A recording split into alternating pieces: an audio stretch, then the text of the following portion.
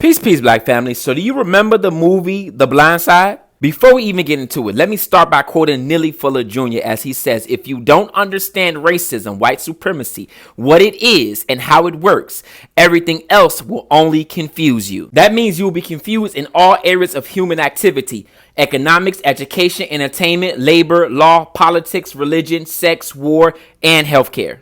Now, I'll be the first one to admit, when the movie The Blind Side came out in 2009, I went to go watch that movie. Because at that time, my pro-black didn't mean anti-white. Because I didn't understand racism, white supremacy, and how it works. Also, I didn't understand white savior complex and how that is connected to racism, white supremacy. This is a visual depiction of white savior complex, aka the white man's burden. If you don't know about that poem, look it up and read it. Now, let's get back to the story The Blind Side. For former NFL player Michael Oher, the subject of the movie The Blind Side, is suing the Tuohy family. Oher says he was never adopted and alleges the Tuohys cut him out from film profits. He also says they lied about their familial status for profit. Oher says he was instead entered into a conservatorship, which allowed the Tuohys to sign deals legally without Oher's consent.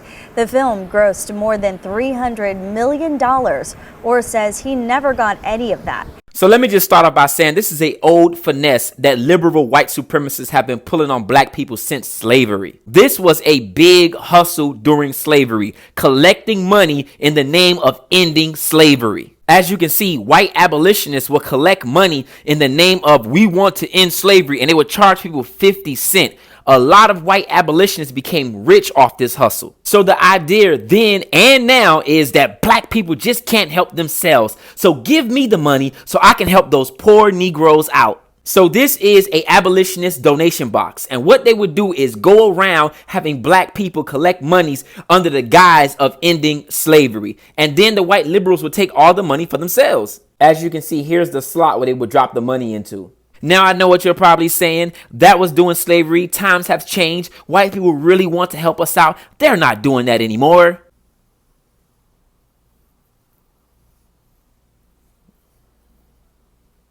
This white liberal hustle is very, very lucrative.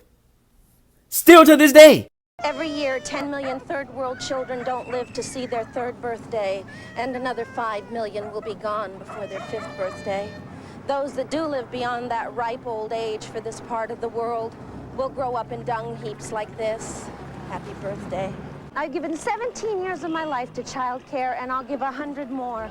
But all you have to give is 70 cents a day, and the time it takes to make one free phone call. In conclusion, you can be blind to it if you want to, but I can guarantee you anytime Europeans come to help you, they are coming to further their own agenda in one of these areas, whether it be economics, education, entertainment, labor, law, politics, religion, sex, war, or healthcare. If they come into your country, if they come into your aid, they are coming to further their agenda and their power.